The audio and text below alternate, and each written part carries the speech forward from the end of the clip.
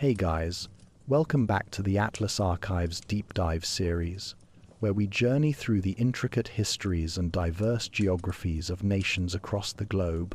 Tonight, we turn our attention to Bolivia, a landlocked country nestled in the heart of South America. From the towering peaks of the Andes Mountains to the lush expanse of the Amazon rainforest, Bolivia's terrain is remarkably varied, and this geography has profoundly shaped its cultures and chronicles over millennia. In this episode, we'll embark on a tranquil exploration of Bolivia's physical landscapes, its ancient civilizations, and the enduring spirit of its people. From the windswept plateau of the Altiplano to the silver mines of Potosí, from the pre-Columbian splendor of Tiwanaku to the modern struggles for indigenous rights, this is a narrative of resilience, adaptation, and the continuous pursuit of justice. Before we dive in, we'd love to hear from you in the comments. Where are you watching from, and what time is it in your corner of the world? It's always wonderful to see how this community spans continents and time zones. And if this series resonates with you, please consider liking this video and subscribing to the channel to join us on future journeys through the world's remarkable nations. So, find a comfortable spot, take a deep breath, and let's begin our evening's voyage through the extraordinary story of Bolivia. Chapter 1: The Land of Contrasts, Bolivia's Geographic Tapestry. Close your eyes for a moment and imagine standing at 12,000 feet above sea level, where the air is thin and crisp, and the world seems closer to the stars than to the sea. This is the Altiplano, the high plateau that defines much of Bolivia's character and history. Here, in this rarefied atmosphere, civilizations rose and fell long before European ships ever touched the shores of the Americas. Bolivia sits in the heart of South America, a landlocked nation that shares its borders with 5 countries. To the north and east lies Brazil, that vast green giant of the continent. To the southeast, Paraguay extends across the dry scrublands of the Gran Chaco. Argentina borders Bolivia to the south, while Chile stretches along the southwestern frontier, and Peru wraps around the northwestern edge. Together, these boundaries enclose approximately 424,000 square miles of territory, making Bolivia the 5th largest country in South America, exceeded in size only by Brazil, Argentina, Peru, and Colombia. But Bolivia's story is not simply one of size or borders. It is a story written in 3 distinct geographic chapters, each with its own climate, its own ecology, and its own contribution to the nation's complex identity. These 3 regions, the Andean highlands, the transitional valleys, and the eastern lowlands, together create a mosaic of environments that few countries on Earth can match. Let us begin our exploration in the west, where the mighty Andes Mountains rise like ancient sentinels guarding the continental divide. Here, 2 great parallel mountain chains, known as cordilleras, run roughly north to south through Bolivian territory. The western range, the Cordillera Occidental, traces the border with Chile and harbors some of the highest peaks in the Americas. The eastern range, the Cordillera Oriental or Real, extends from the Peruvian border southward toward Argentina, its snow-capped summits gleaming in the thin mountain air. Between these 2 mighty chains lies one of Earth's most remarkable geographic features, the Altiplano. This high desert plateau stretches for approximately 500 miles from north to south and spans roughly 80 miles in width. Imagine, if you will, a vast elevated plain sitting at an altitude of 12,000 to 13,000 feet above sea level. This is higher than most of the peaks in the Appalachian Mountains of North America, yet here in Bolivia it forms not a summit but a floor, a foundation upon which an entire civilization has built its existence. The Altiplano receives precious little rainfall, for the towering cordilleras on either side block the moisture-laden clouds that might otherwise nourish this elevated plain. As one travels southward across the plateau, the vegetation grows sparser, the earth takes on tones of rust and ochre, and the landscape assumes an almost otherworldly appearance. The soil here is often red clay mixed with rock, and in the southern reaches, the ground becomes so dry and desolate that it seems more akin to the surface of another planet than to our verdant Earth. Yet despite this apparent harshness, the Altiplano has been home to human civilization for millennia. This is where the majority of Bolivia's population has always concentrated, drawn by a combination of factors that transcend the difficulties of the environment. The plateau's elevation, while challenging, provides a temperate climate despite its tropical latitude. Days can be pleasantly warm, while nights grow cold enough to frost. This daily temperature cycle, combined with the intense sunlight at high altitude, creates conditions suitable for agriculture, particularly for hardy crops like potatoes and quinoa. In the northwestern region of the Altiplano, where the plateau meets the border with Peru, lies one of South America's most sacred and storied bodies of water. Lake Titicaca rests at an elevation of approximately 12,500 feet, making it the highest lake in the world that is both large enough and deep enough to be navigable by commercial vessels. The lake covers some 3,200 square miles, with roughly half of its area belonging to Peru and half to Bolivia. Lake Titicaca is not merely a geographic feature. For thousands of years, it has been the spiritual and cultural heart of the Andean peoples. Ancient legends speak of the lake as the birthplace of the sun and moon, the center of the world, and the place where the first humans emerged from the depths to populate the earth. The deep blue waters, surrounded by mountains and dotted with islands, have witnessed the rise and fall of empires, the passage of countless generations, and the persistence of traditions that stretch back into the mists of prehistory. The lake's shores are lined with reed beds where the totora plant grows in abundance. For centuries, the indigenous peoples of the region have harvested these reeds to build boats, houses, and even floating islands. The Uru people, one of the oldest ethnic groups in the region, constructed entire communities on artificial islands made from layers of totora reeds, a practice that continues to this day. These floating villages drift slowly across the lake's surface, tethered by ropes to the lakebed below, creating a unique form of human settlement found nowhere else on Earth. From Lake Titicaca, if we let our gaze sweep southward across the Altiplano, we eventually arrive at another of Bolivia's geographic wonders, perhaps its most famous. In the southwestern corner of the country, near the border with Chile, lies the Salar de Uyuni, the world's largest salt flat. This expanse of brilliant white salt crystals covers more than 4,000 square miles, creating a landscape so vast and so uniformly flat that it defies easy comprehension. The Salar de Uyuni was born millions of years ago when ancient lakes that once covered the Altiplano gradually evaporated, leaving behind vast deposits of salt and minerals.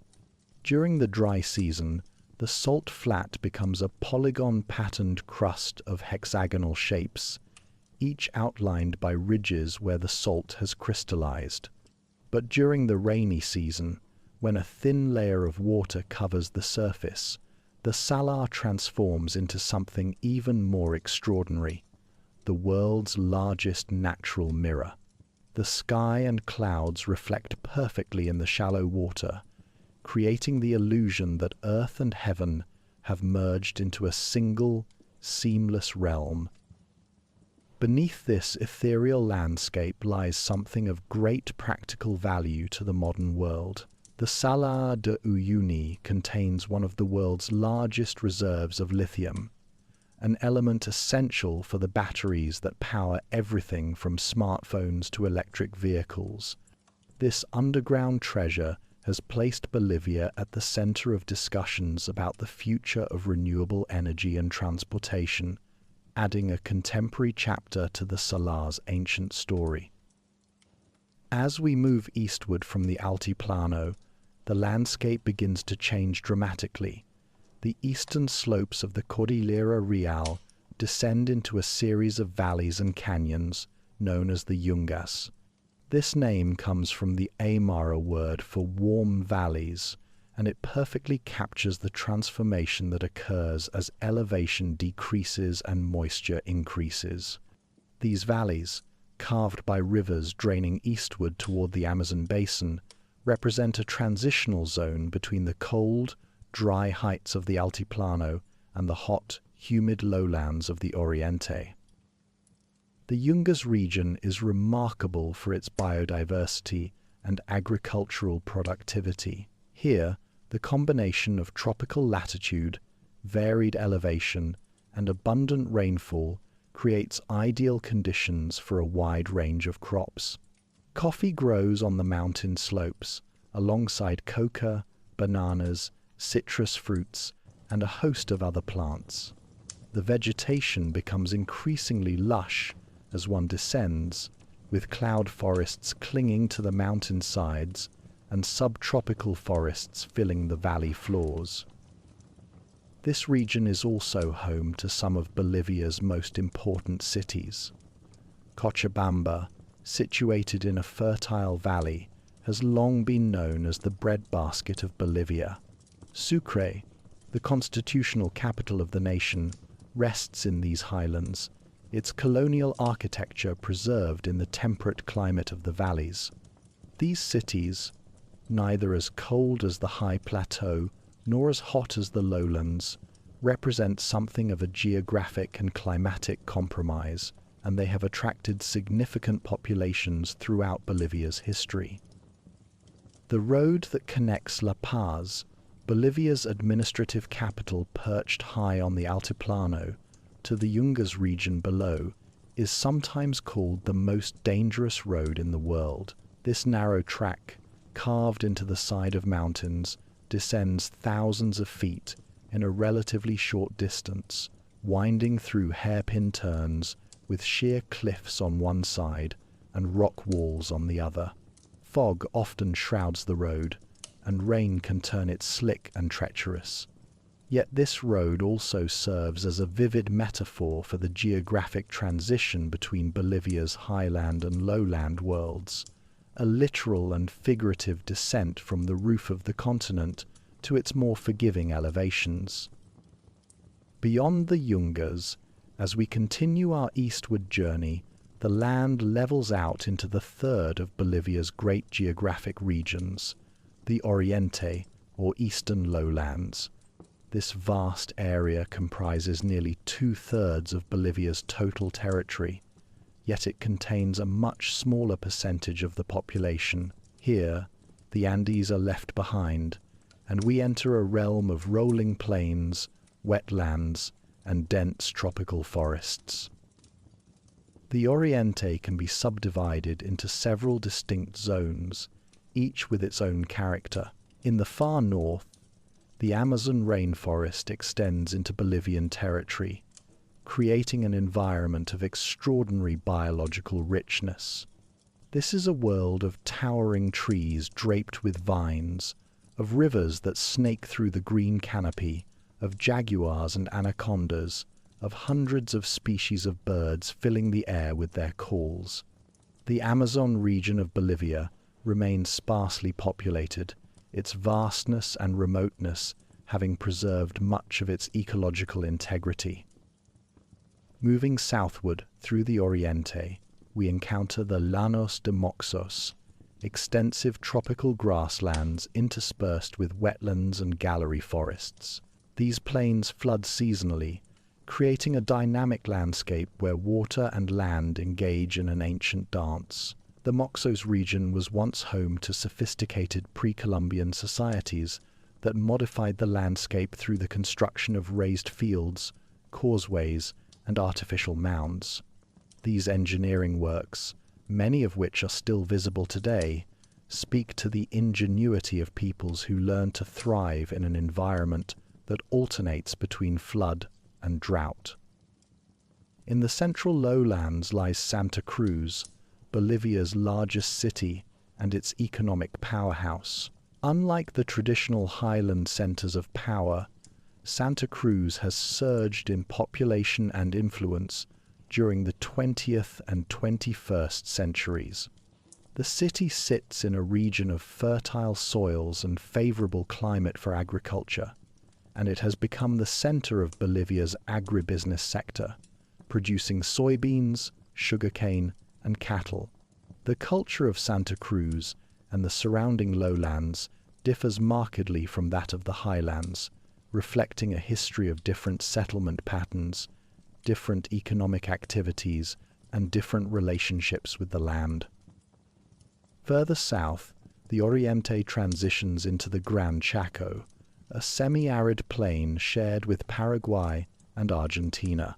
The Chaco is a harsh environment of thorny scrub forest and grassland where temperatures can soar above 100 degrees Fahrenheit in summer and where water is often scarce. Yet this region, too, has its own ecological richness and its own place in Bolivia's history, most notably as the site of the devastating Chaco War of the 1930s, a conflict that would leave deep scars on the Bolivian national psyche. Bolivia also claims a portion of the Pantanal, the world's largest tropical wetland, which extends primarily into Brazil and Paraguay. The Bolivian Pantanal, though smaller than its Brazilian counterpart, still represents an ecosystem of remarkable biodiversity, where the annual flood cycle creates habitat for countless species of fish, birds, reptiles, and mammals. The climate of Bolivia varies as dramatically as its topography. In the highlands, the thin atmosphere and high altitude create conditions that can shift from warm sunshine to bitter cold within hours. The Altiplano experiences most of its limited rainfall during the summer months of December through March, while the winter months from May through August bring dry, cold weather with nighttime temperatures often dropping below freezing. Yet daytime temperatures, even in winter, can be pleasantly warm when the intense high-altitude sun beats down on the plateau. The Yungas valleys enjoy a more moderate climate, with comfortable temperatures year-round and more reliable rainfall. This is the most temperate zone of Bolivia, neither too hot nor too cold, and it has attracted human settlement for precisely this reason. The climate here allows for diverse agriculture and supports dense forests that remain green throughout the year. In the lowlands, the climate becomes distinctly tropical. The Amazon region experiences high temperatures and high humidity year-round, with abundant rainfall that can exceed 80 inches per year in some areas. The southern lowlands and the Chaco are also hot but much drier, with rainfall concentrated in the summer months and a pronounced dry season that can last from May through September. In the Chaco, droughts can be severe, and the landscape takes on a parched, dusty appearance until the rains return. This extraordinary diversity of geography and climate has profound implications for Bolivia's biodiversity. The country ranks among the most biologically diverse nations on Earth, harboring ecosystems that range from glacial peaks to steaming rainforests. Scientists have identified thousands of plant species in Bolivia, hundreds of mammal species, and over 1,000 bird species. The country is home to spectacled bears in the cloud forests, pink river dolphins in the Amazon tributaries, vicuñas on the high plateau, and jaguars in the lowland forests. The Madidi National Park in northern Bolivia is sometimes cited as the most biodiverse protected area on the planet, containing species from multiple ecological zones within its boundaries. From the snow-capped peaks of the Andes to the tropical forests at lower elevations, Madidi encapsulates Bolivia's geographic diversity in a single protected area. Yet this remarkable natural heritage faces challenges. Deforestation, particularly in the lowlands, has accelerated in recent decades as agriculture expands. Climate change threatens the glaciers that feed Bolivia's rivers and provide water to millions of people. The tension between economic development and environmental conservation is particularly acute in a country where many people still live in poverty and where natural resources represent the primary source of national wealth. As we contemplate Bolivia's geographic tapestry, we begin to understand how profoundly the land has shaped the human story that has unfolded upon it. The isolation imposed by the high Andes helped preserve indigenous cultures and languages even through centuries of colonial rule. The difficulty of traversing the varied terrain has meant that different regions of Bolivia have often developed in relative isolation from one another, creating distinct regional identities that persist to this day. The lack of easy access to the sea, a geographic reality that became political reality after the War of the Pacific, has influenced Bolivia's economic development and its relationship with neighboring countries. The Altiplano, with its harsh beauty and challenging environment, forged peoples capable of extraordinary resilience and ingenuity. The ancient civilizations that arose around Lake Titicaca developed sophisticated agricultural techniques, including raised field systems that maximized crop yields in a difficult climate. They built cities at altitudes where many lowland peoples would struggle even to breathe. They created art, architecture, and social systems that would influence the entire Andean region for centuries. The transitional valleys of the Yungas served as conduits between the highland and lowland worlds, channels through which people, goods, and ideas flowed.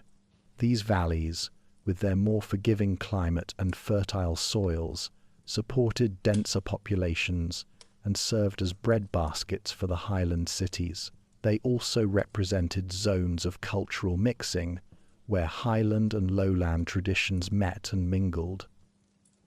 The eastern lowlands, vast and largely unexplored until relatively recently, represented a frontier, a realm of possibility and danger.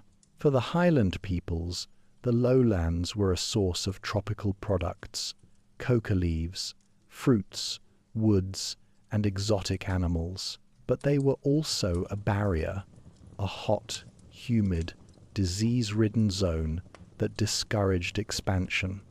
The indigenous peoples of the lowlands, Guarani, Moxos, Chiquitano, and many others, developed their own distinct cultures, adapted to their environment, cultures that remained largely autonomous until the 20th century. Today, as we prepare to explore the human history that unfolded across this diverse landscape, it is worth pausing to appreciate the stage itself. Bolivia is not simply a country with varied geography. It is a land where geography has been destiny, where the shape of mountains and the flow of rivers have channeled the course of human events for thousands of years. From the shores of Lake Titicaca to the salt flats of Uyuni, from the Amazon rainforest to the arid Chaco, Bolivia contains multitudes within its borders. This is the land that gave birth to sophisticated pre-Columbian civilizations. This is the land that supplied the silver that financed the Spanish Empire. This is the land that fought for independence, that lost its coastline, that struggled through revolution and dictatorship, and that continues to grapple with questions of identity, development, and justice. And all of these human dramas have been played out against the backdrop of these mountains, these valleys, these plains, this remarkable and unforgiving geography. As we conclude this first chapter of our journey through Bolivia, carry with you an image of this land of contrasts. Picture the blinding white expanse of the Sala de Uyuni beneath an impossibly blue sky. Imagine the deep, mysterious waters of Lake Titicaca reflecting the peaks that surround it. Envision the cloud forests clinging to mountain slopes and the vast green sea of the Amazon stretching to the horizon. Hold in your mind the image of the Altiplano, that high, harsh, beautiful plateau where the air is thin and the stars are bright and close. For it is here, in this land of extremes and contrasts, that our story truly begins. In our next chapter, we will journey back thousands of years to explore the ancient civilizations that arose in this challenging environment, peoples who built monuments that still stand today, who developed agricultural systems that sustained complex societies, and who created cultural legacies that echo through the centuries. We will discover the Tiwanaku, whose empire once dominated the southern Andes, and we will follow the expansion of the mighty Inca as they incorporated the Bolivian highlands into their vast realm. But for now, rest here on the high plateau. Feel the thin, cold air. Watch as the sun sets behind the western Cordillera, painting the sky in shades of orange and purple. Listen to the silence of the Altiplano, broken only by the whistle of wind across the plain. This is Bolivia, the land of contrasts, and its story is just beginning. Chapter 2: Ancient Civilizations, from Tiwanaku to the Inca. In the beginning, there was the lake. Long before history was recorded, before empires rose and fell, before the Spanish ships ever appeared on distant horizons, there was Lake Titicaca, resting in its mountain cradle, and around its shores, the first peoples began their long story.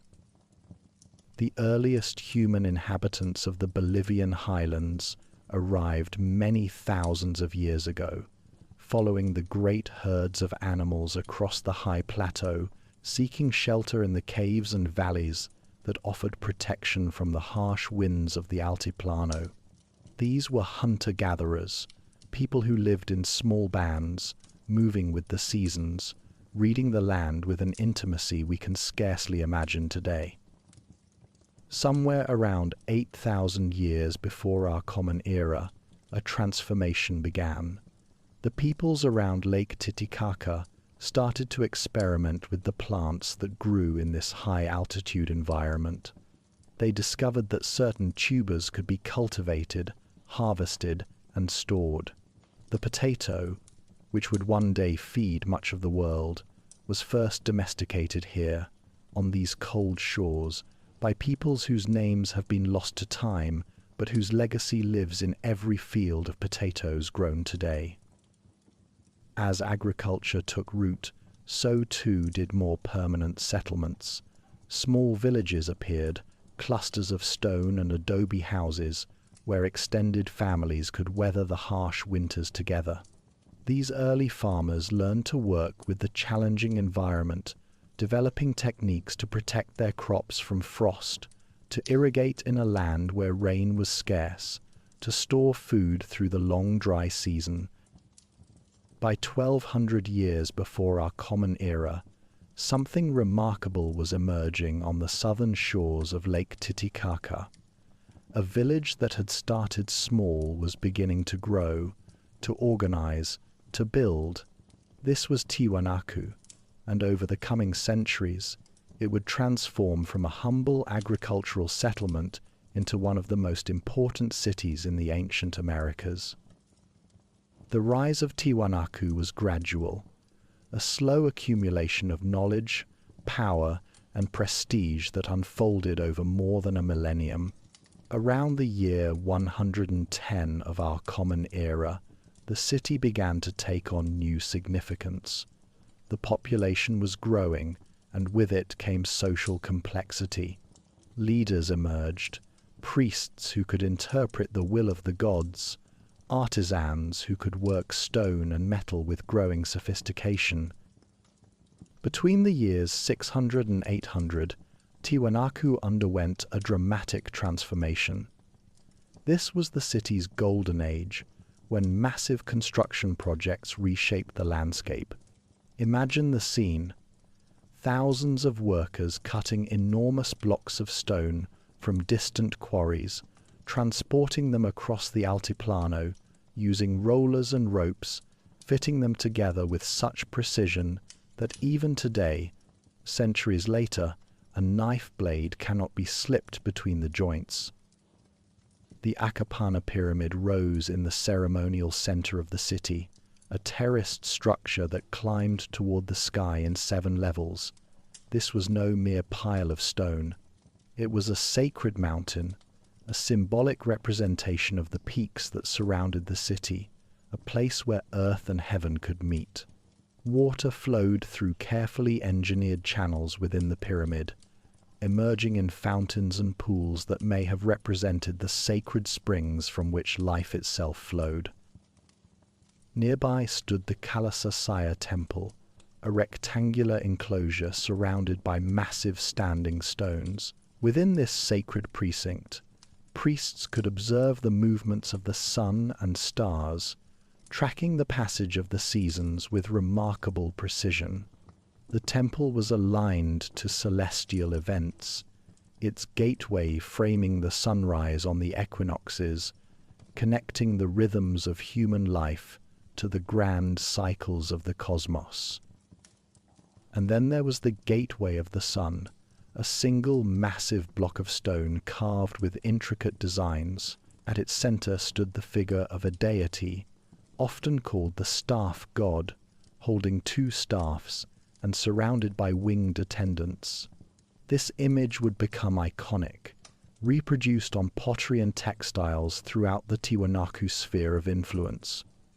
Scholars still debate the meaning of this figure. Was it Viracocha, the creator god? Was it a sun deity, or did it represent something else entirely, some concept that made sense to the Tiwanaku people but eludes us now? At its height, Tiwanaku was home to perhaps 20,000 people in the urban core, with many more living in the surrounding countryside. The city was sustained by one of the most innovative agricultural systems ever developed in the Americas. The engineers of Tiwanaku constructed raised fields, called sucacolos, throughout the land surrounding the city. These were elevated platforms of earth surrounded by canals filled with water. The genius of this system lay in its use of the high-altitude environment. During the day, the water in the canals would absorb heat from the intense sun.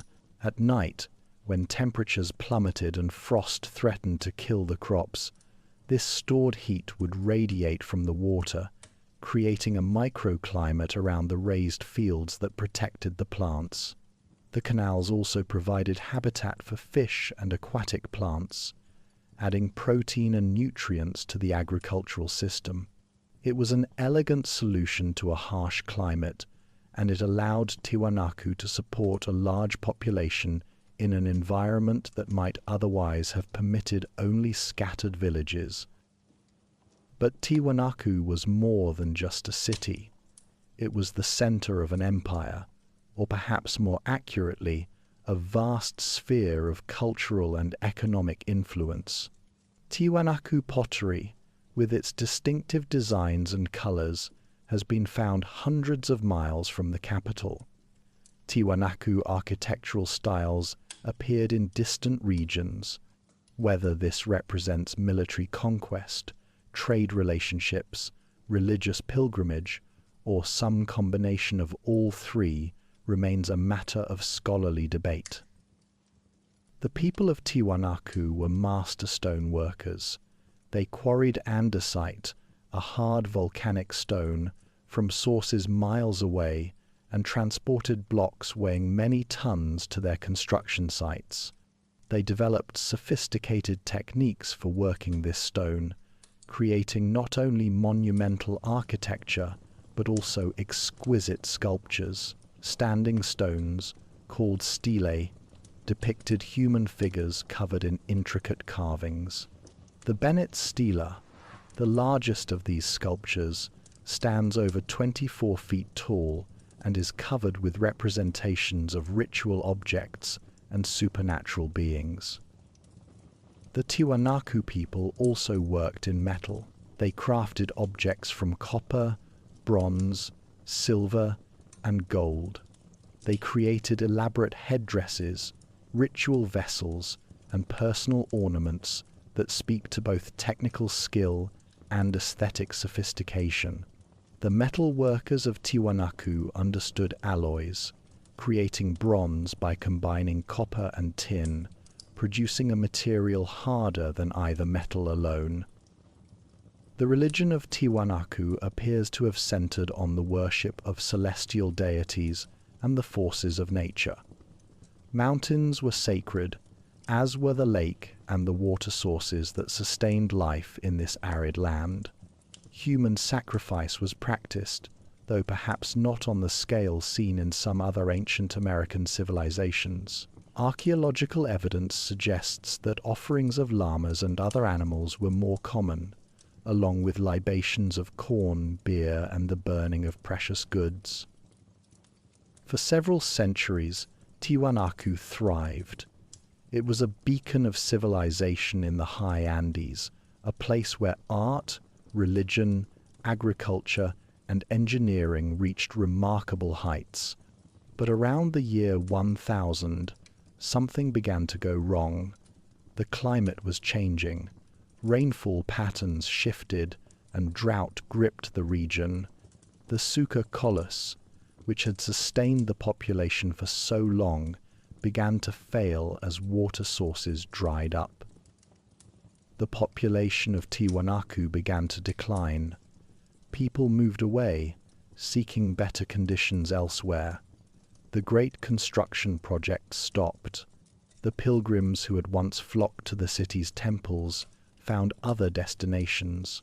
By 1100, Tiwanaku was largely abandoned, its monuments silent, its plazas empty. When the Spanish conquistadors first encountered the ruins centuries later, local people told them that the city had been built by giants in a single night. The truth of its gradual rise and fall had been forgotten. But the legacy of Tiwanaku lived on. The peoples who had been part of the Tiwanaku sphere did not simply vanish. They reorganized into smaller kingdoms and chiefdoms, particularly the Aymara-speaking peoples who came to dominate the region around Lake Titicaca. These Aymara kingdoms, Kola, Lupaca, and others, maintained many of the traditions of Tiwanaku while developing their own distinct identities. The Aymara were a hardy people, well adapted to life on the Altiplano. They herded llamas and alpacas across the high grasslands. They maintained the agricultural techniques developed by their predecessors, including the raised fields, though on a smaller scale. They were organized into kingdoms that were often at war with one another, competing for resources and prestige on the high plateau. For several centuries, the Aymara kingdoms flourished in the post-Tiwanaku world. They built fortified hilltop settlements, called pucaras, where they could defend themselves against raids from rival groups. They conducted trade across great distances, exchanging highland products like wool and freeze-dried potatoes for lowland goods like coca leaves and tropical fruits. They developed rich textile traditions, weaving complex patterns that conveyed social status and ethnic identity.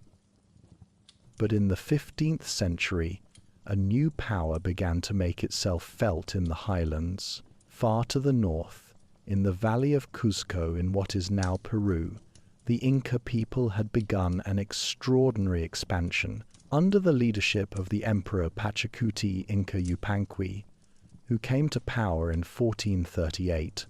The Incas embarked on a program of conquest that would make them the masters of the largest empire ever seen in the pre-Columbian Americas. Pachacuti and his successor, Topa Inca Yupanqui, who reigned from 1471 to 1493, directed their armies southward into what is now Bolivia. The Aymara kingdoms, despite their fortifications and their knowledge of the harsh terrain, could not stand against the organized might of the Inca military. One by one, the kingdoms fell, incorporated into the growing empire. The Incas called their empire Tawantinsuyu, the land of the four quarters, and the Bolivian region became part of Quilasuyu, the southern quarter. The Incas were pragmatic rulers. They recognized that the Aymara were numerous and proud, and that heavy-handed suppression might lead to constant rebellion, so they allowed the Aymara to retain their language and many of their local customs. Aymara nobles who submitted peacefully were often confirmed in their positions, becoming administrators of the Inca state. But the Incas also implemented policies designed to strengthen their control. They relocated large numbers of Quechua speakers loyal to the Inca state into Aymara territories.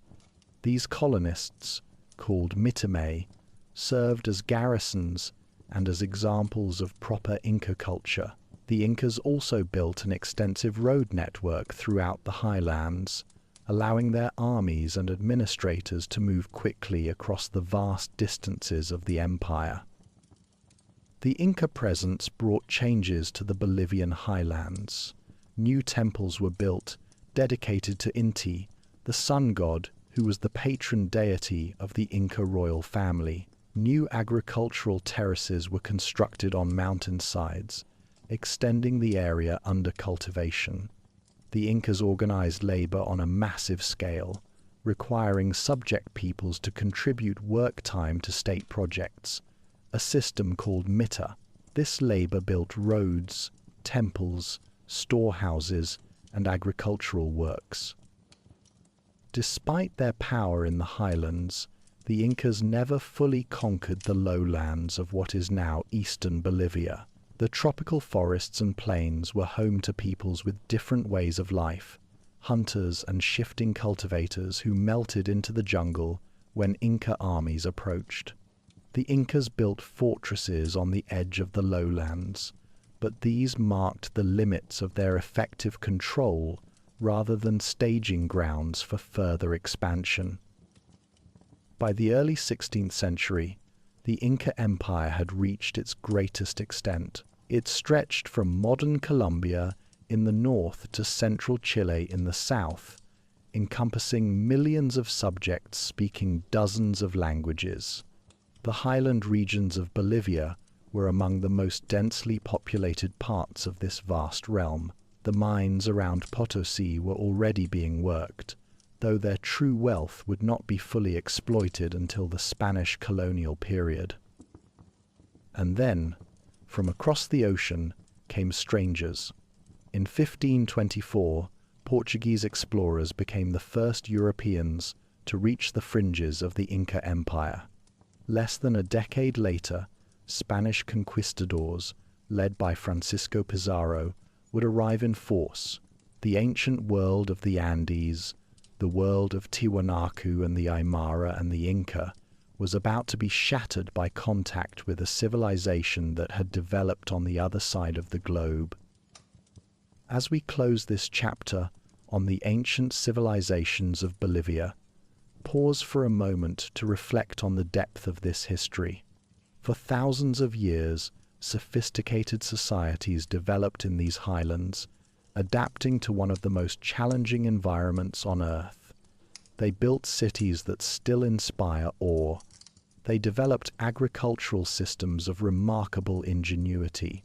They created art of enduring beauty, and they did all of this without iron tools, without the wheel for transportation, without draft animals larger than the llama.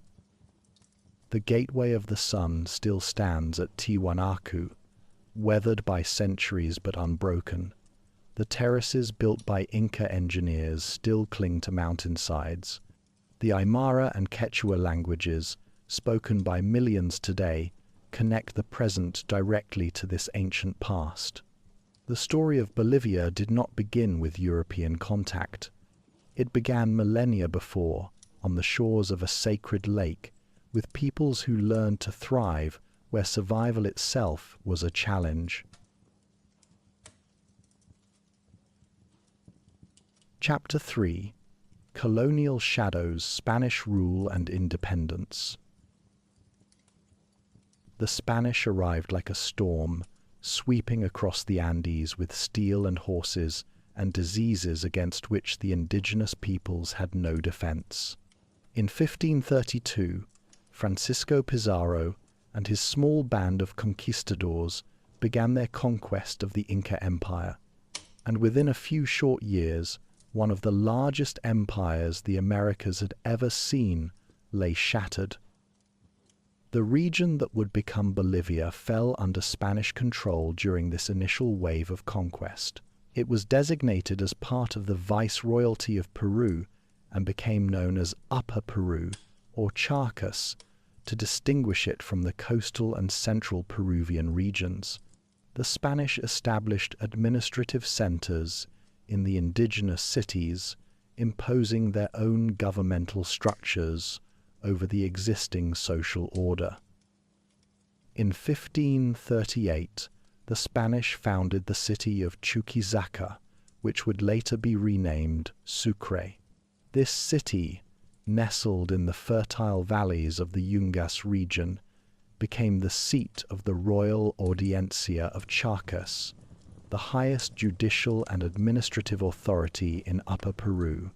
La Paz was founded 10 years later, in 1548, perched on the edge of the Altiplano, where the plateau begins its descent into the valleys below.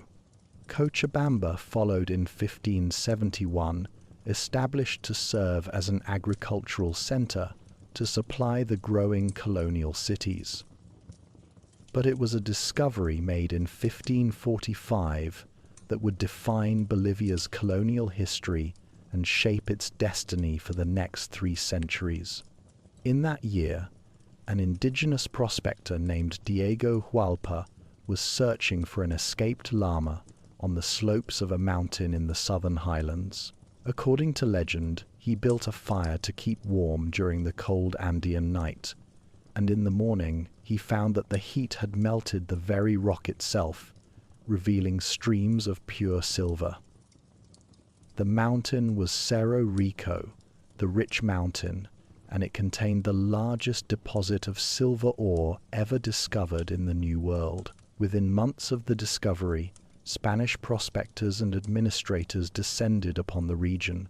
The town of Potosí was officially founded in 1545 at the foot of this legendary mountain, at an elevation of more than 13,000 feet above sea level, making it one of the highest cities in the world. What followed was a silver rush of staggering proportions. By 1560, Potosí's population had swelled to over 15,000. 20 years later, it exceeded 120,000 souls. By 1650, at the height of its prosperity, Potosí was home to 160,000 people, making it larger than London, larger than Paris, rivaling the greatest cities of Europe in size and exceeding them all in wealth. The silver that flowed from Cerro Rico was beyond anything the Spanish had dreamed of finding. At its peak in the late 16th century, Potosí produced 60% of all the silver mined in the entire world. The ore was so rich that early miners could simply smelt it directly in small clay furnaces. Spanish coins minted from Potosí silver became the standard currency of international trade. The phrase "Vale un Potosí," meaning worth a Potosí, entered the Spanish language as an expression for something of immense value. King Charles V of Spain called Potosí the treasury of the world, and he was not exaggerating. The silver from this single mountain financed Spanish military campaigns across Europe. It funded wars against England, France, the Dutch, and the Ottoman Turks. It flowed across the Atlantic to Spain, and from there spread throughout Europe, transforming economies and enabling the growth of international commerce. Spanish silver pieces of 8 even reached across the Pacific to Asia, where they disrupted economies as far away as Ming China. But the immense wealth extracted from Cerro Rico came at a terrible human cost. The Spanish needed labor, vast amounts of labor, to work the mines, and they turned to the indigenous population to provide it. They adapted and intensified the Inca Mita system, transforming what had been a rotational labor obligation under the Incas into something far more brutal and exploitative under colonial rule. Under the Spanish Mita, indigenous communities throughout Upper Peru were required to send a quota of men to work in the mines of Potosí. These workers, called mitayos, were drafted for periods of several months at a time. They descended into the mountain through narrow shafts, working by candlelight in tunnels where the air was thick with dust and fumes. They carried heavy sacks of ore on their backs, climbing hundreds of feet up crude ladders, where a single misstep could mean death. The mortality rate among the mitayos was horrifying. Mining accidents were common. Lung diseases from inhaling dust and mercury fumes killed thousands. Many workers simply exhausted themselves to death. It has been estimated that over the course of the colonial period, 8 million indigenous people died in the mines of Potosí. The mountain, it was said, could be bridged with silver all the way to Spain, or with the bones of those who died extracting it. By the early 17th century, Spanish officials had introduced the patio process of silver extraction, which used mercury to separate silver from ore through amalgamation. This technique allowed the processing of lower-grade ores after the richest deposits had been exhausted, but it also introduced a new hazard. Mercury poisoning became endemic among mine workers, causing tremors, madness, and death. The wealth of Potosí transformed Upper Peru into one of the most important regions of the Spanish Empire. The colonial elite built elaborate Baroque churches decorated with silver and gold. Wealthy mine owners constructed mansions with carved balconies and courtyards filled with fountains.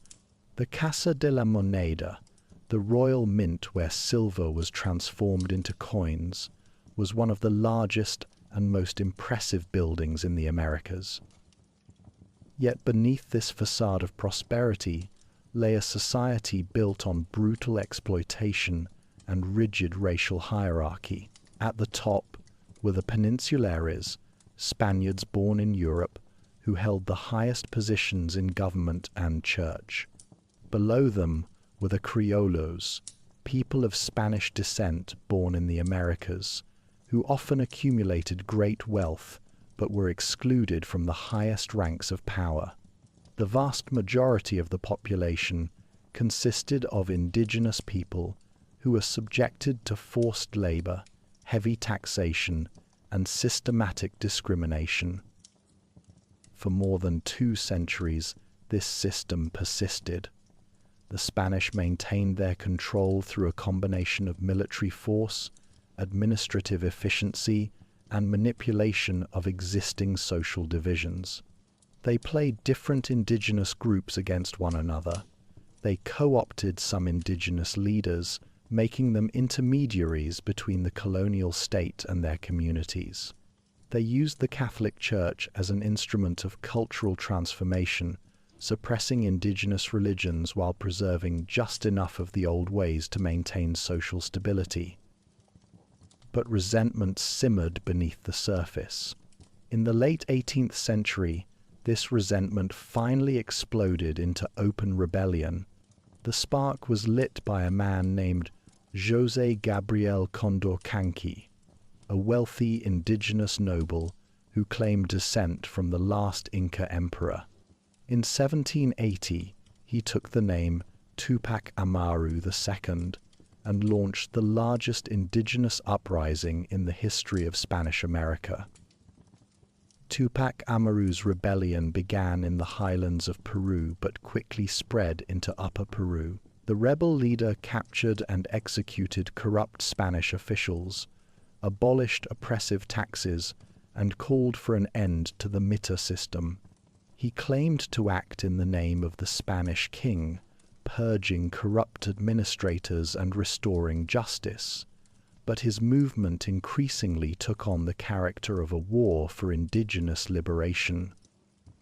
Tens of thousands rallied to Tupac Amaru's banner. The rebellion spread across the Andes like wildfire. In Upper Peru, the Aymara leader Tupac Katari led his own uprising and laid siege to the city of La Paz for several months in 1781.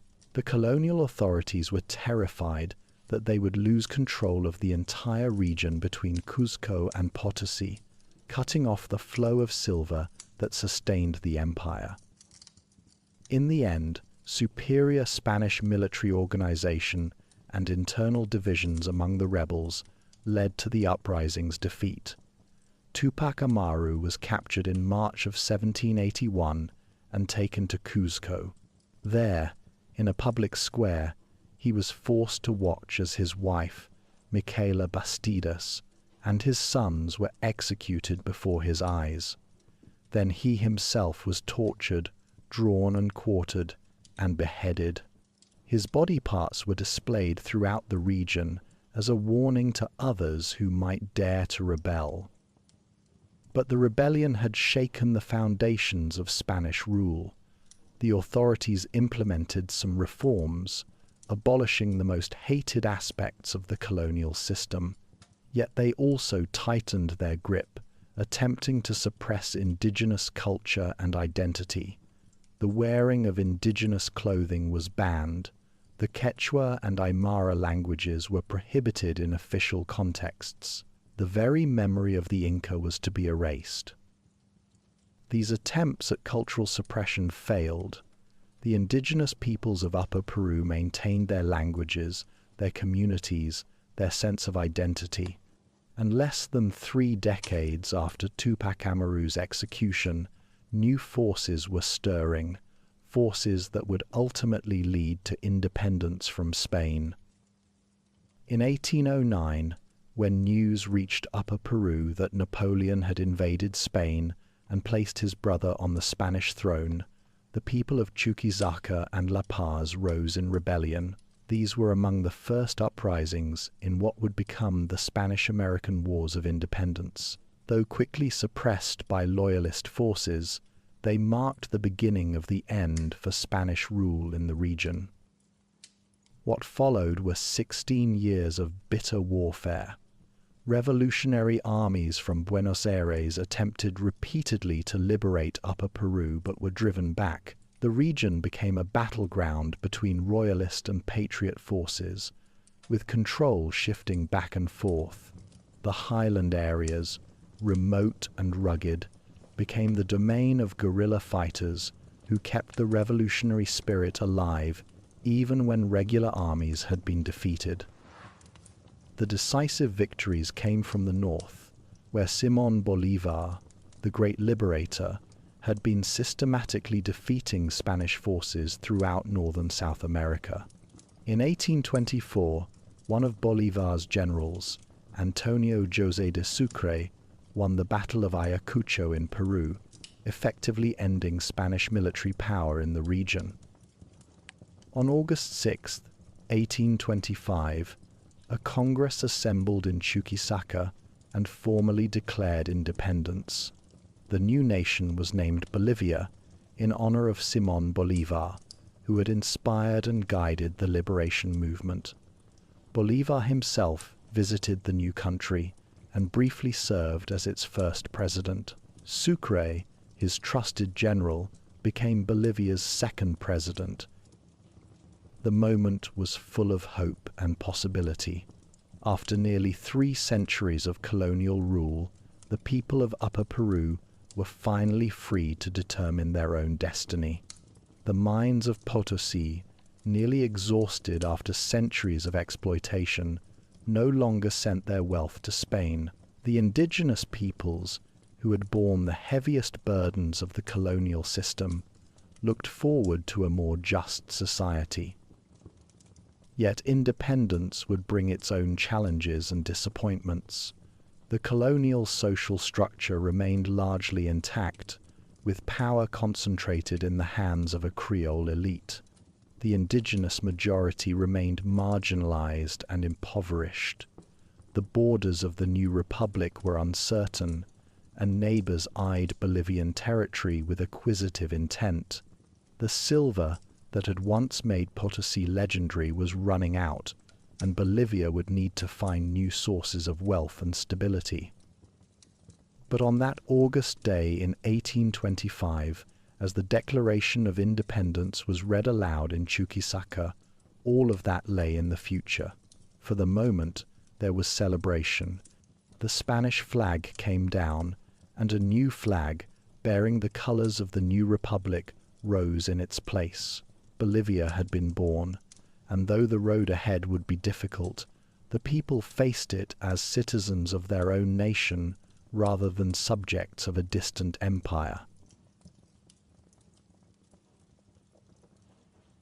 Section 4. Loss and Conflict, the War of the Pacific and its Aftermath.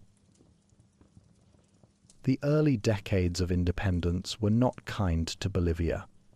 The hope and optimism of 1825 gave way to a harsh reality. The new nation was weak, divided, and desperately poor. The silver that had once made Potosí the envy of the world was running out. Between 1803 and 1825, silver production had declined by more than 80%. The wars of independence had flooded mines, destroyed equipment, and scattered the workforce.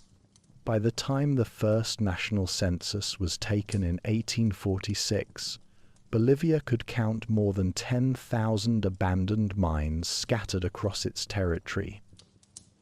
Without mineral wealth to export, the government turned to the only reliable source of revenue it could find: direct taxation of the indigenous population. The indigenous peoples, who made up more than 2/3 of Bolivia's population of just over 1 million, found themselves bearing the financial burden of a state that offered them little protection and less opportunity.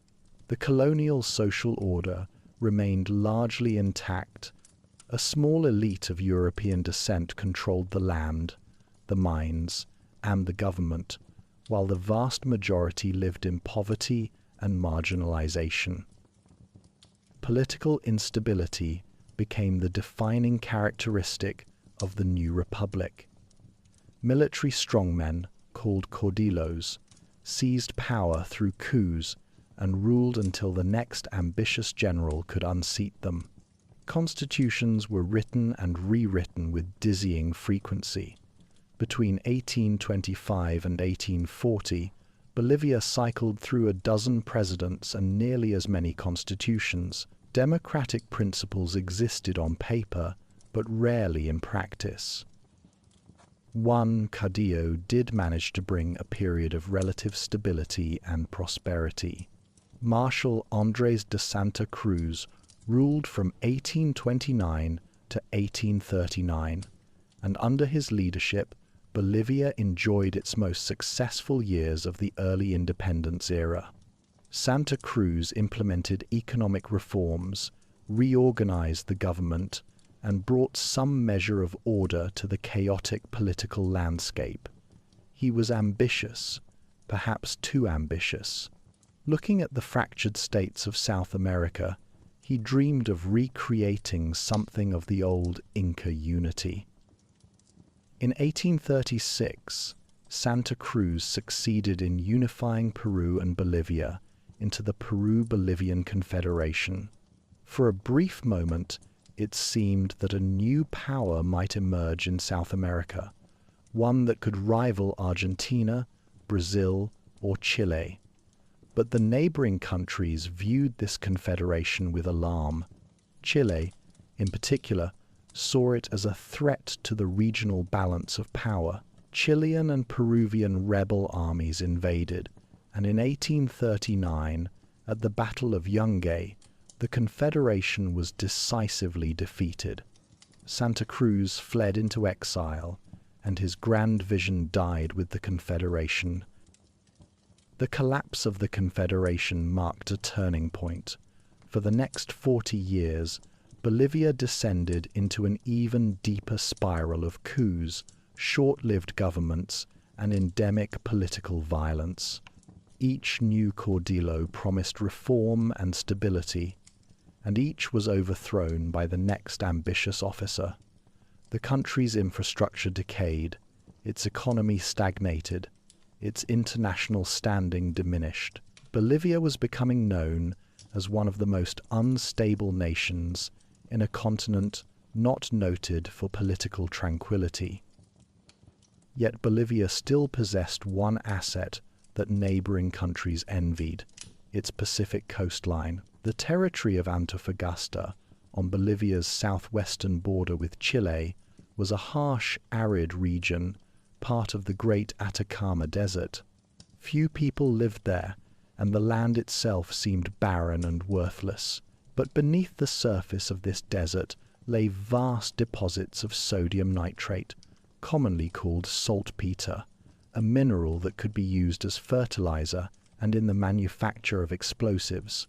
In an age when European agriculture was expanding and military technology was advancing, nitrates were becoming increasingly valuable.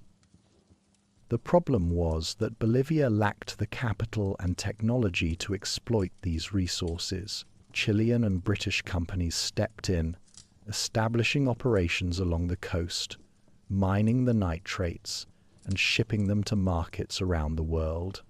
The Chilean workers who came to work these mines soon outnumbered the sparse Bolivian population of the region. The economic activity was Chilean, the investment was British, but the territory was, at least on paper, Bolivian. Bolivia and Chile had attempted to resolve their boundary disputes through treaties. In 1874, they reached an agreement that fixed the border at the 24th parallel south and promised that Bolivia would not raise taxes on Chilean mining operations in Bolivian territory for 25 years. It seemed, for a moment, that the two countries had found a stable arrangement. But in 1878, a new Bolivian leader, Hilarión Daza, decided to impose a tax of 10 cents per 100 pounds of nitrates exported from Antofagasta.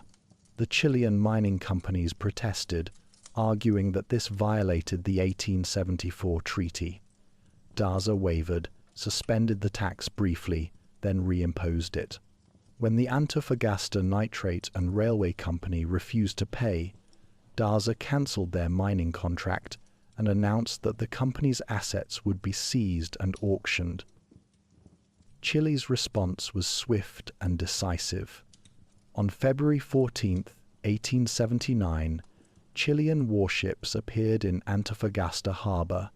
Chilean troops landed and occupied the port without resistance.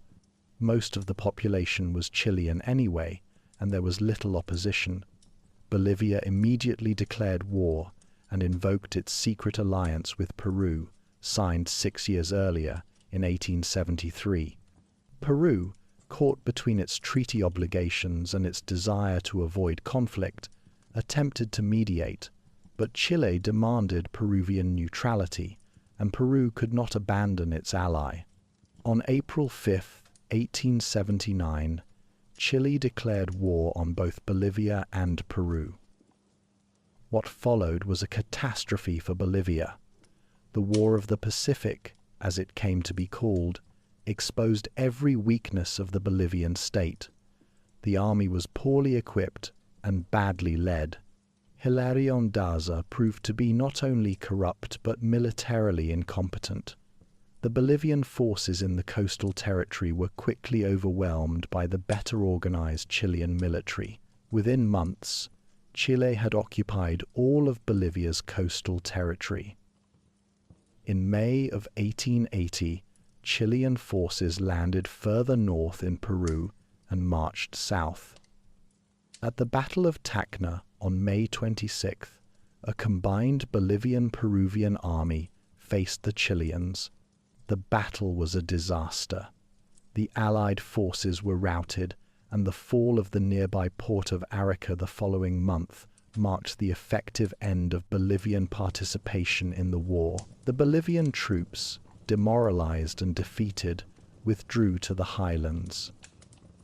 In December of 1879, before the Battle of Tacna, Bolivian officers had already overthrown Daza in a coup. The disgraced president fled to Europe with a substantial portion of Bolivia's treasury. His successor, General Narciso Campero, attempted to rally forces to aid Peru, but it was too late. Bolivia had lost its entire coastline. The country withdrew from active participation in the war, while Chile turned its attention to conquering Peru. The war dragged on for another 3 years, with Chilean forces eventually capturing Lima and occupying much of Peru. In October of 1883, Peru and Chile signed the Treaty of Ancon, by which Peru ceded the mineral-rich province of Tarapacá to Chile and agreed to Chilean occupation of other coastal territories. For Bolivia, the formal end came with the Truce of Valparaíso, signed in April of 1884.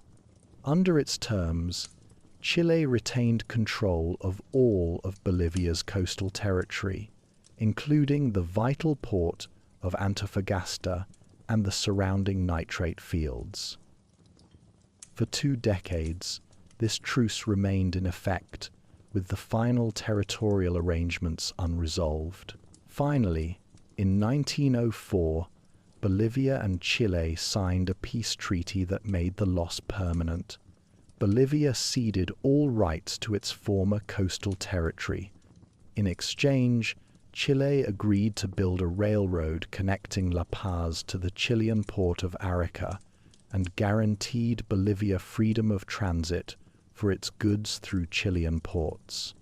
Bolivia was granted the right to maintain customs warehouses in Chilean ports, and Chile promised duty-free passage for Bolivian exports and imports. But these concessions could not change the fundamental reality. Bolivia was now a landlocked country.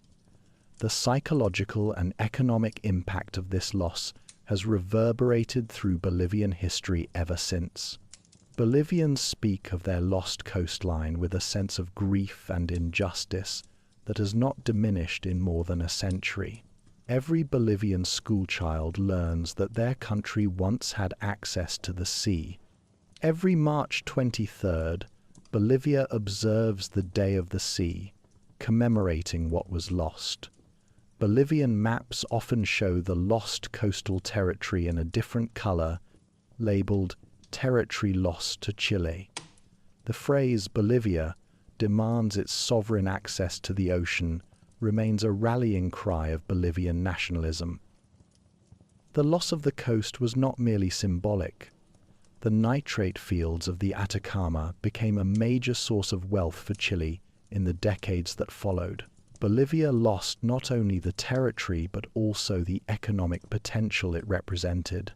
The country's exports now had to pass through foreign territory to reach international markets, adding costs and creating dependencies. The dream of Bolivian ports connecting the highlands to global trade died in 1884. Yet paradoxically, the defeat in the War of the Pacific may have had one beneficial effect on Bolivian politics. The military, so thoroughly discredited by its failure, lost much of its political power in the aftermath of the war. The Caudillo era, which had dominated Bolivian politics since independence, finally began to wind down. Power shifted towards civilian elites, particularly those involved in reviving the mining industry. Silver was in decline, but a new mineral was beginning to attract attention: tin. In the late 19th century, new industrial uses for tin were discovered. Tin-plated steel created the tin can, revolutionizing food preservation. Tin was used in alloys, in soldering, in a multitude of industrial applications, and Bolivia possessed vast tin deposits, particularly in the highlands around Oruro. The development of Bolivia's tin industry created a new class of mining magnates. The most famous of these was Simón Patiño, who rose from humble origins to become one of the wealthiest men in the world through his tin mining empire. The tin boom brought some economic recovery to Bolivia in the early 20th century, though the benefits were concentrated in the hands of a small elite, while the living conditions of indigenous workers in the mines remained appalling. The late 19th and early 20th centuries also saw Bolivia lose additional territory to its neighbors. In 1903, after a brief conflict known as the Acre War, Bolivia ceded a large rubber-rich territory in the Amazon basin to Brazil under the Treaty of Petropolis. Earlier border disputes with Peru and Argentina had also resulted in territorial losses. Bolivia, which at independence had been one of the larger South American nations, was shrinking. By the early 20th century, Bolivia was landlocked, diminished, and divided. The indigenous majority remained marginalized and impoverished. The mining economy enriched a tiny elite, while most of the population survived on subsistence agriculture. Political participation was restricted to a small minority. The wounds of the War of the Pacific remained fresh, shaping how Bolivians viewed themselves and their place in the world. Yet the country endured. The tin mines produced wealth, even if most Bolivians never saw it. The highland cities of La Paz, Cochabamba, and Sucre slowly modernized. Railways were built, connecting the interior to the coasts of neighboring countries. Telegraph lines brought Bolivia into communication with the wider world. The 20th century would bring new challenges and new hopes, new conflicts and new revolutions. But the legacy of the War of the Pacific, the memory of the lost coastline, would remain a defining feature of Bolivian national identity. As the 19th century gave way to the 20th, Bolivians looked back on decades of loss and instability. They had lost silver, coastline, and territory. They had endured caudillos, coups, and wars. But they had also survived, and in that survival, in that stubborn persistence, lay the seeds of what was to come.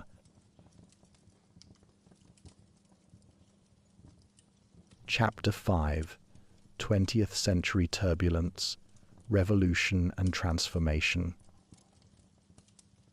The early years of the 20th century brought a new source of wealth to Bolivia, but little change to the lives of most Bolivians.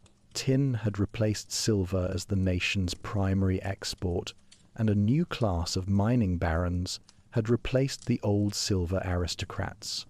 The most prominent of these tin magnates was Simón Patiño, a man who rose from humble origins to become one of the wealthiest individuals in the world. By the 1920s, Patiño controlled roughly half of Bolivia's tin production and had moved to Europe, living in luxury while Bolivian workers labored in his mines under conditions that had scarcely improved since colonial times.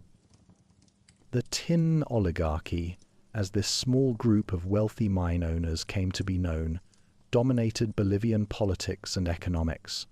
They formed what Bolivians called the Rosca, an interlocking network of mining interests, landowners, and politicians who controlled the country for their own benefit. 3 tin barons, Patiño, Mauricio Hochschild, and Carlos Victor Aramayo, controlled 80% of Bolivia's tin production.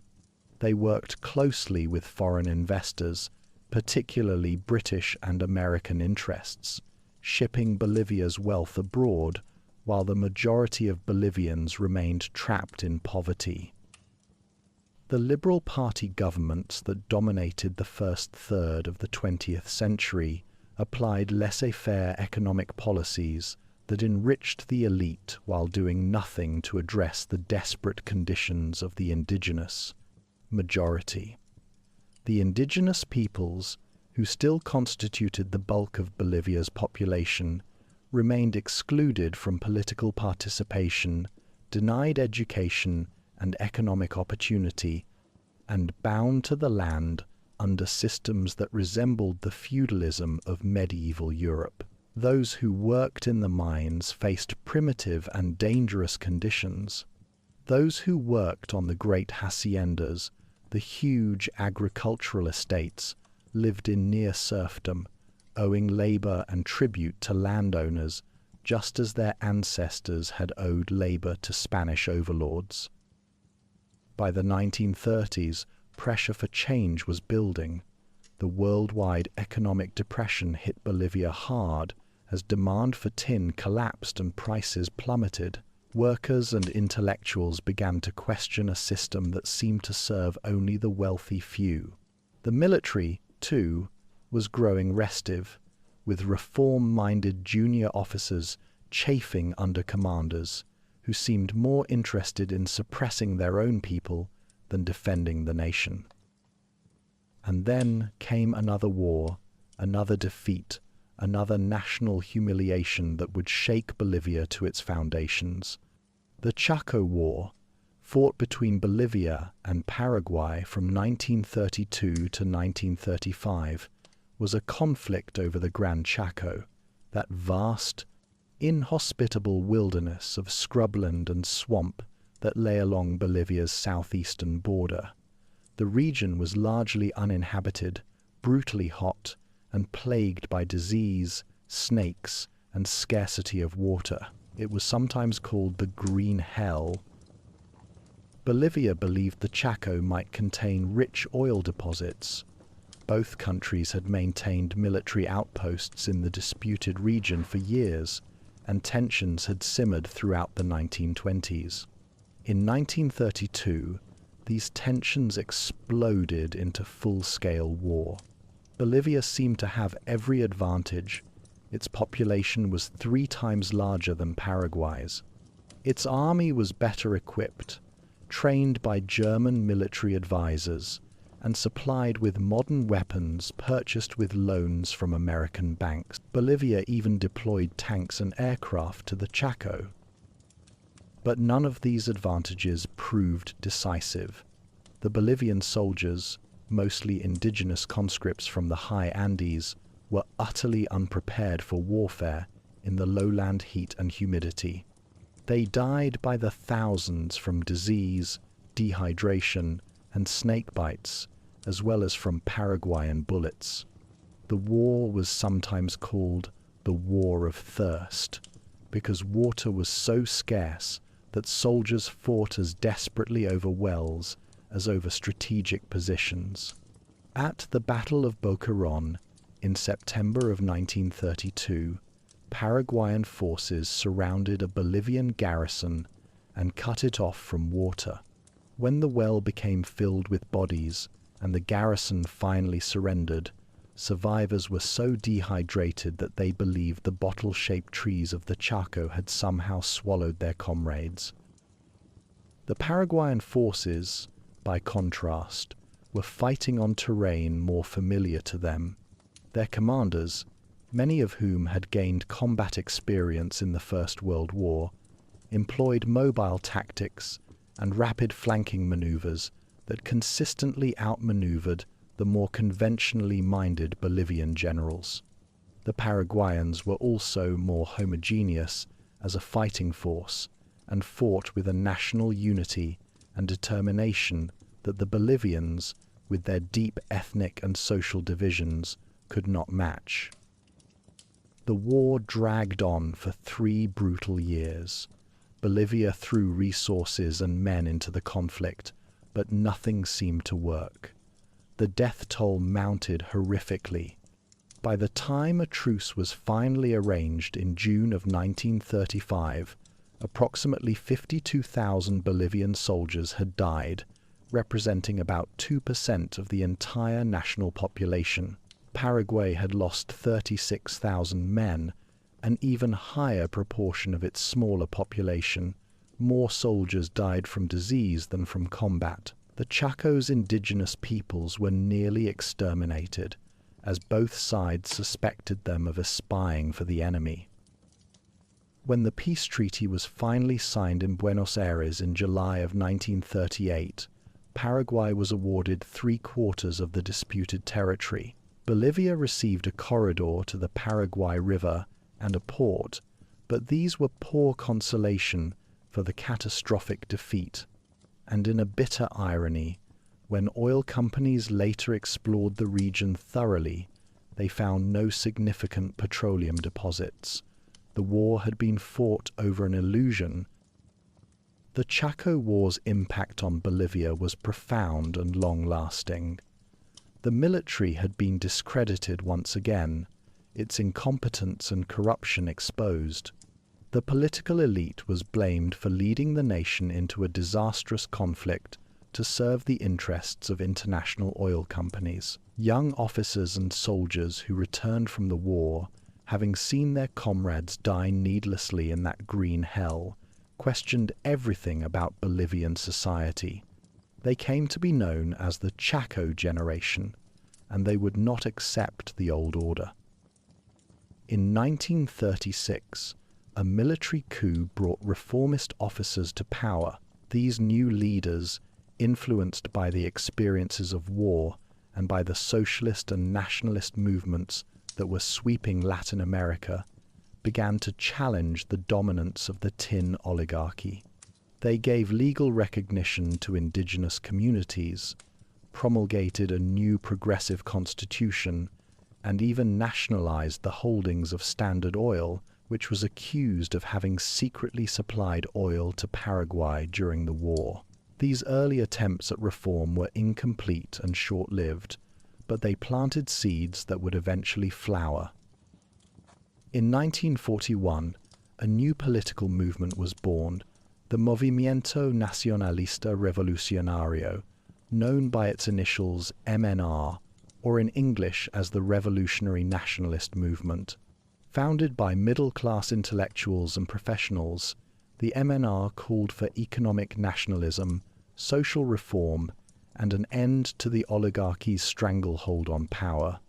The party gradually built a coalition that included urban workers, particularly the militant tin miners, as well as elements of the middle class who had grown frustrated with the existing system. The 1940s were turbulent years. In 1946, President Gualberto Villarroel, who had allowed the MNR to participate in his government, was seized by a mob and hanged from a lamppost in La Paz main plaza. The violence of his death spoke to the intensity of the social conflicts tearing at Bolivia. For the next several years, conservative governments attempted to maintain the old order, but the pressure for change continued to build. In May of 1951, the MNR candidate, Victor Paz Estenssoro, won a plurality in presidential elections.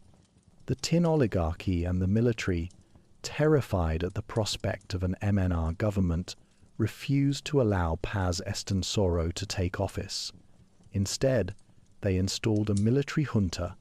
This was the moment when the old order sealed its own fate.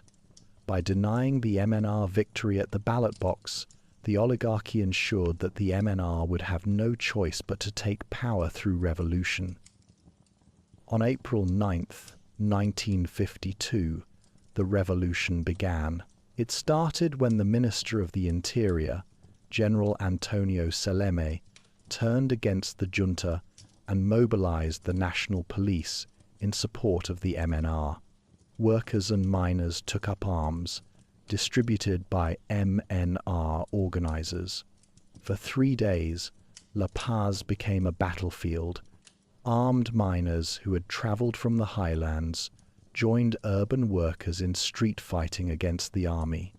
The army, demoralized and divided, began to crumble. On April 12th, the remaining military units surrendered.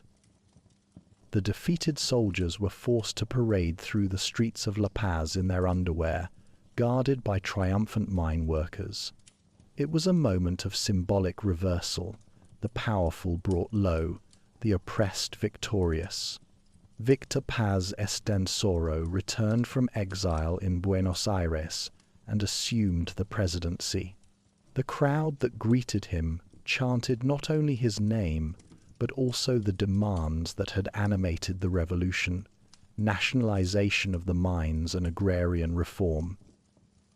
The MNR government, aware that it had come to power through armed insurrection and owed its victory to workers and miners, moved quickly to implement radical changes.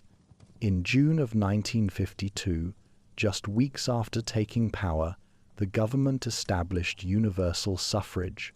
For the first time in Bolivian history, indigenous people and women were granted the right to vote. The electorate expanded almost overnight from about 200,000 to more than 1 million.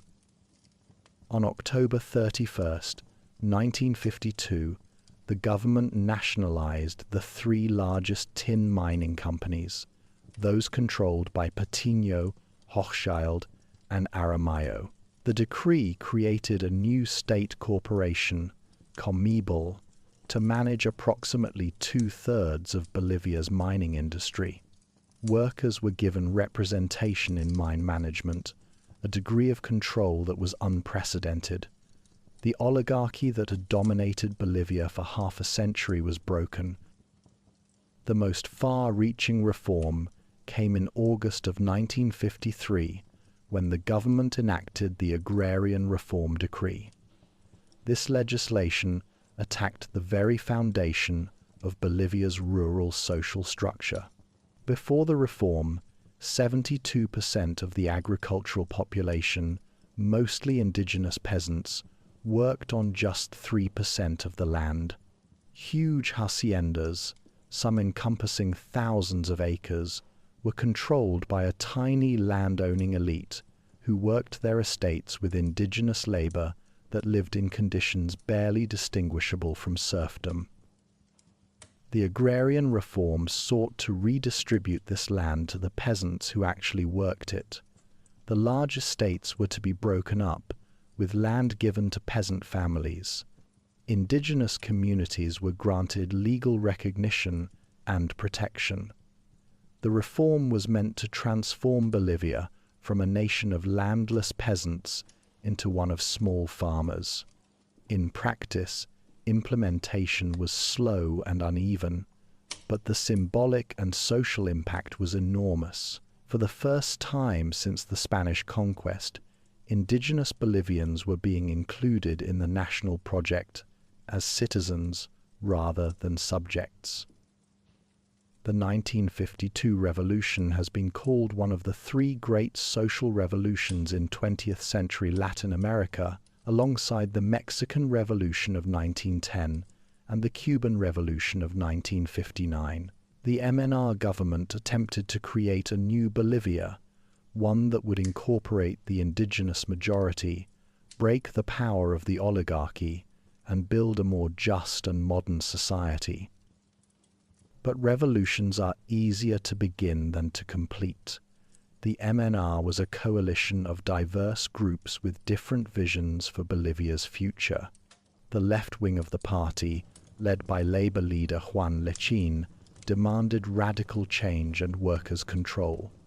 The right wing, backed by middle-class elements, favoured a more moderate course. President Paz Estenssoro tried to balance these factions while also dealing with enormous economic challenges. The nationalized mines were inefficient and unprofitable. Tin prices fell after the Korean War boom ended. Inflation spiraled out of control, with the peso losing most of its value. The government increasingly looked to the United States for economic assistance, and with American aid came American influence. Under pressure from Washington, Bolivia agreed to compensate the former mine owners and to open up petroleum exploration to foreign companies. The revolutionary momentum began to slow. Factionalism within the MNR intensified. The militant miners grew frustrated with what they saw as betrayal of revolutionary principles. The middle classes, hit hard by inflation, turned against the government. The agrarian reform, while transformative in the highlands, did not extend fully to the lowlands. The revolution that had promised so much was delivering less than hoped. In November of 1964, the military, which had been rebuilt after its 1952 humiliation, staged another coup. General René Barrientos overthrew the MNR government, ending 12 years of revolutionary rule. The MNR's experiment was over, though many of its reforms, particularly the agrarian reform and universal suffrage, would never be fully reversed. What followed was a return to the pattern that had plagued Bolivia since independence: military rule, coups, instability. Between 1964 and 1982, Bolivia would experience a bewildering succession of military governments, ranging from reformist to brutally repressive. Generals seized power, ruled for a time, and were overthrown by other generals. Civilian presidents occasionally took office, only to be toppled by the next coup. The latter decades of the 20th century would bring continued turbulence, economic crisis, and the long, painful struggle to establish stable democratic governance. But the foundation laid by the 1952 revolution could not be entirely erased. Bolivia had been transformed, even if the transformation remained incomplete. The indigenous peoples who had been silent and invisible for centuries had found their voice. That voice would only grow stronger in the years to come. Chapter 6: Modern Bolivia, Indigenous Rights and Contemporary Challenges.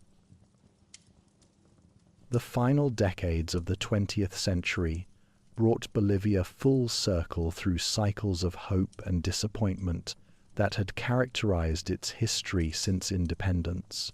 After the military coup of 1964, Bolivia entered nearly 2 decades of authoritarian rule punctuated by brief democratic intervals. Military strongmen succeeded one another through coups and counter-coups, each promising stability and delivering only more turbulence. Some of these military governments were reformist, attempting to continue certain policies of the 1952 revolution. Others were brutally repressive, crushing dissent and enriching themselves through corruption.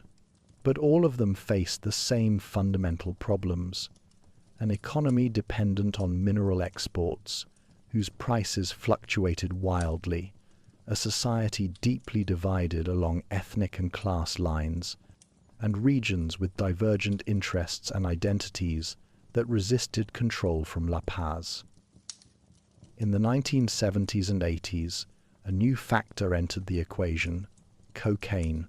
The same Chapare region where coca had been grown for centuries as a traditional crop became the center of production for an illegal drug that was in soaring demand in the United States and Europe. Cocaine money flooded into Bolivia, corrupting institutions, financing criminal networks, and drawing the attention of American law enforcement.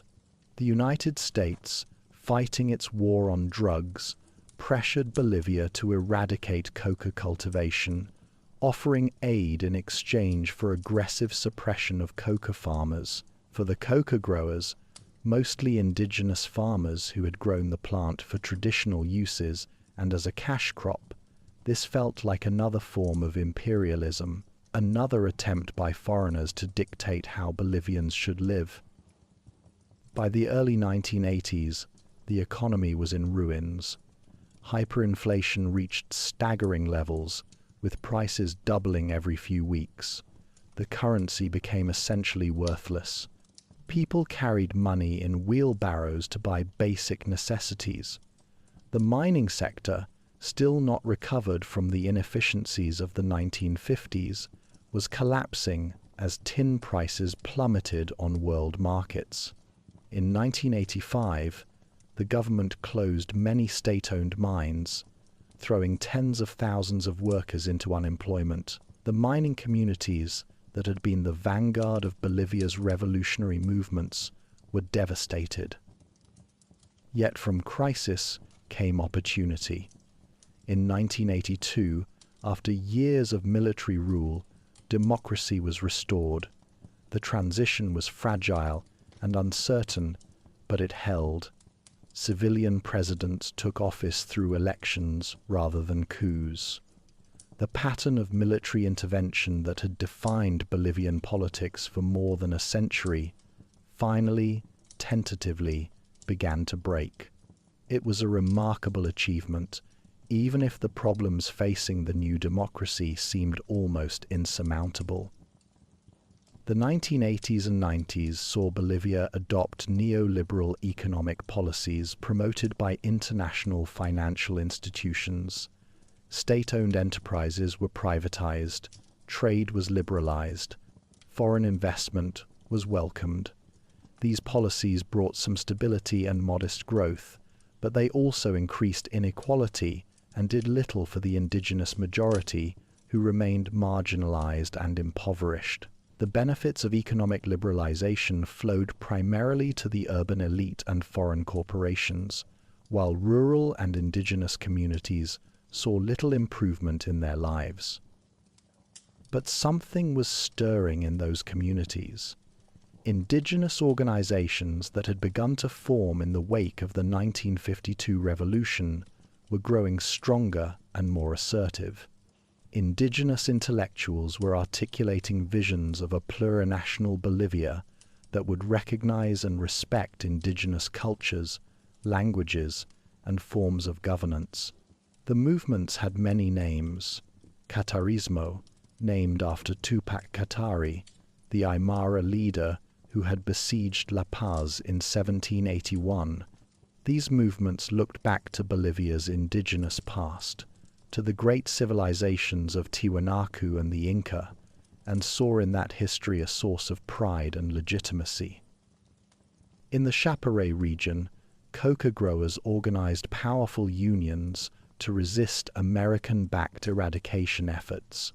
These unions became schools of political organizing and grassroots democracy. And from these unions emerged a leader who would transform Bolivian politics, a young Aymara man named Evo Morales, born in poverty in the highlands of Oruro, who had migrated with his family to the Chapare as a teenager and had risen through the ranks of the coca growers' movement to become one of its most effective organizers and spokesmen.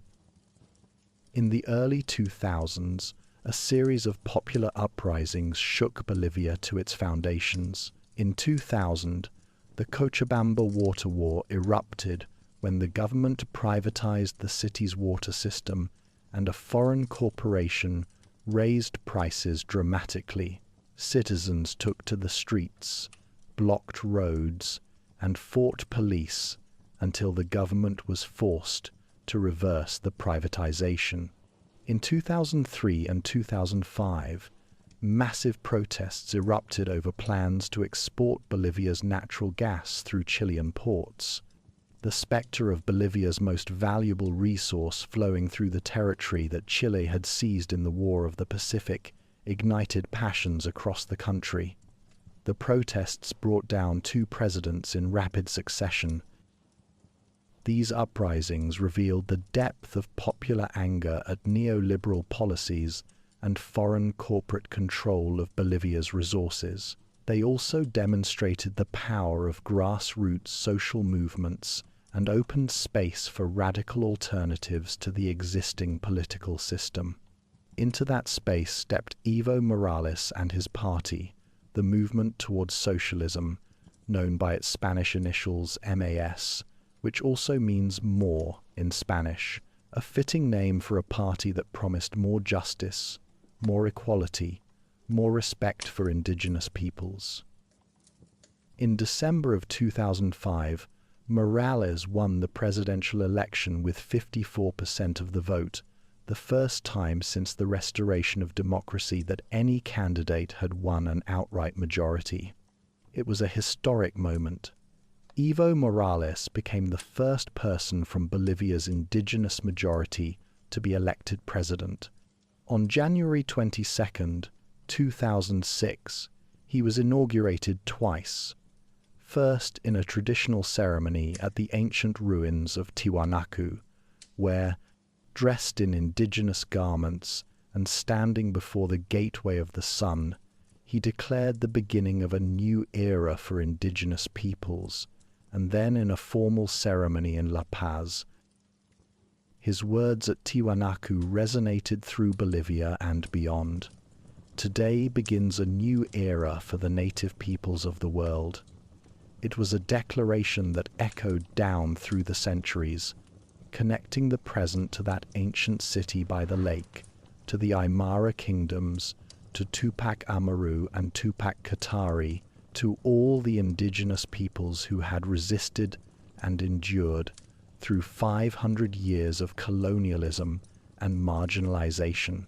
For many Bolivians, particularly indigenous Bolivians, Morales's election felt like the fulfillment of a promise that had been deferred for generations. The Morales government moved quickly to implement its agenda. It nationalized the hydrocarbon industry, reasserting state control over the natural gas and oil that had been discovered in the lowlands and that represented Bolivia's greatest source of potential wealth. Foreign companies were required to renegotiate their contracts under terms more favorable to the Bolivian state.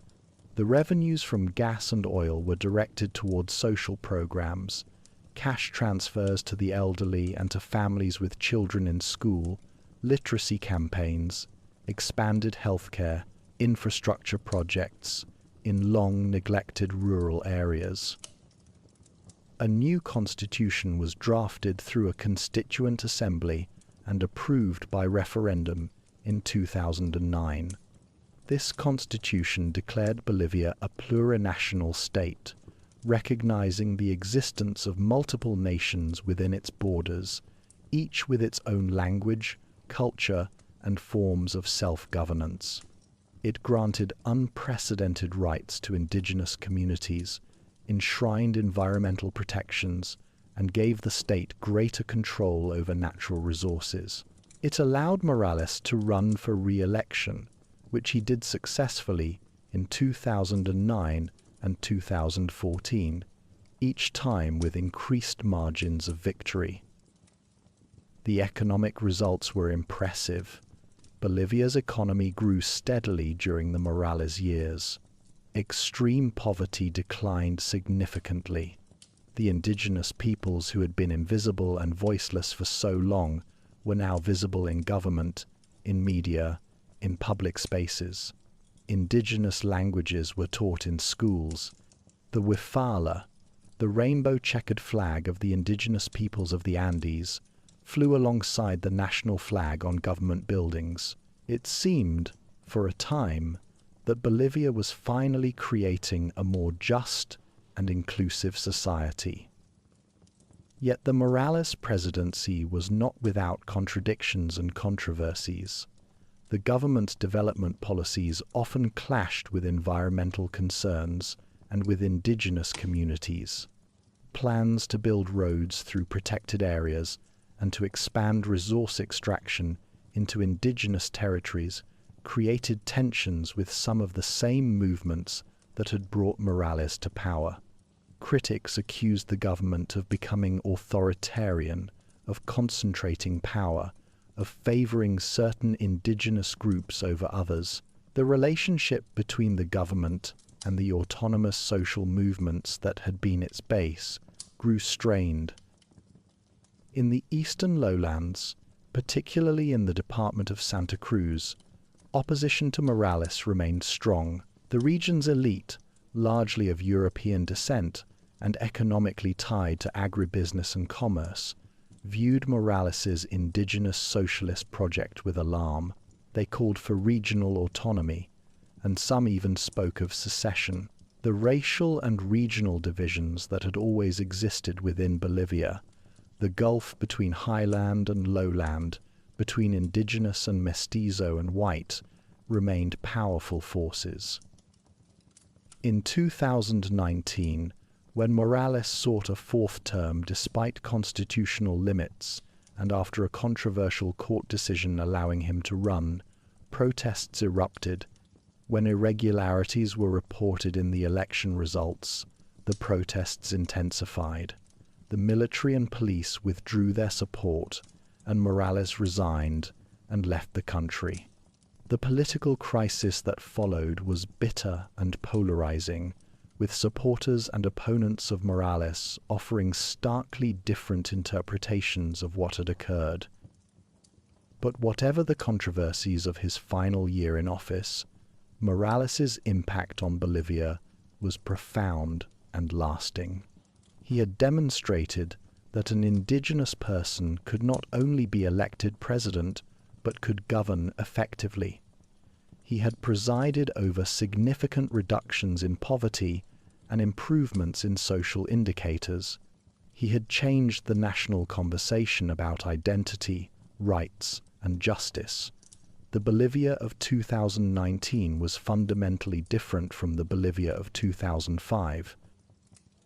As we reach the end of our journey through Bolivia's history, it is worth pausing to reflect on all that we have seen. We began with the land itself, that extraordinary tapestry of mountain and plateau, valley and plain, from the Altiplano perched at the roof of the world to the steaming lowlands of the Amazon. We saw how that geography shaped human settlement, how the shores of Lake Titicaca cradled one of the America's great civilizations, how the Inca built their empire along mountain spine and valley floor. We witnessed the shattering impact of Spanish conquest, the transformation of the indigenous peoples into a subject population laboring in the mines of Potosí, that mountain of silver that financed an empire while consuming millions of lives. We followed Bolivia through the struggle for independence, through the disappointments that followed, through the loss of its coastline to Chile, a wound that has never healed.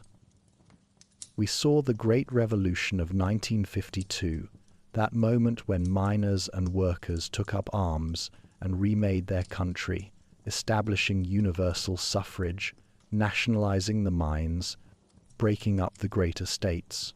We saw how that revolution's promise was only partially fulfilled, how it gave way once again to military rule and instability. And finally, we saw the rise of indigenous movements, the election of Evo Morales, and the attempt to create a truly plurinational Bolivia that would honor all of its peoples and all of its histories. Bolivia today remains a work in progress. It is still one of South America's poorest countries, still grappling with inequality, still divided by region and ethnicity and class. The dream of recovering access to the Pacific Ocean remains unfulfilled. The challenge of balancing economic development with environmental protection remains unresolved. The tensions between centralized authority and regional autonomy, between different visions of what Bolivia should be, continue to generate conflict. Yet there is also reason for hope. The indigenous majority that was silent for 5 centuries has found its voice and will not be silenced again. Democracy, however imperfect, has proven more resilient than many expected. The social gains of recent decades in education and healthcare and poverty reduction have improved millions of lives. Bolivia has weathered crises that might have destroyed less resilient societies. And perhaps most importantly, Bolivians have never stopped struggling for a better future, from the workers who built the great city of Tiwanaku, to the rebels who followed Tupac Amaru into battle, to the miners who took to the streets in 1952, to the indigenous activists who forced the world to recognize their rights. The history of Bolivia is a history of persistence, of resilience, of refusing to accept injustice as inevitable. As you drift towards sleep, hold in your mind an image of Bolivia, the early morning light touching the peaks of the Cordillera Real, the still waters of Lake Titicaca reflecting the sky, the endless white of the Salar de Uyuni, the green depths of the Amazon forests. Picture the people who have inhabited this land for thousands of years, who have adapted to its challenges, who have created beauty and meaning in one of the world's most demanding environments. Picture the Wefala flying over La Paz, that rainbow flag proclaiming pride in indigenous identity, a symbol that would have been unimaginable just decades ago. Bolivia's journey is not finished. New challenges will emerge, new struggles will be fought, new chapters will be written. But the foundations have been laid. The indigenous peoples who were once conquered, colonized, and marginalized have reclaimed their place at the center of their nation's story. Whatever the future holds, it will be a future they help to shape. And that, perhaps, is the most important transformation of all. Rest now, and let these stories of mountains and mines, of silver and tin, of revolutions and defeats, of persistence and hope, carry you into dreams of distant places and distant times. The story of Bolivia, like the story of all peoples and all places, continues. And in that continuation, in that endless human story of struggle and survival and striving for something better, we find echoes of our own stories, our own hopes, our own place in the vast sweep of human history.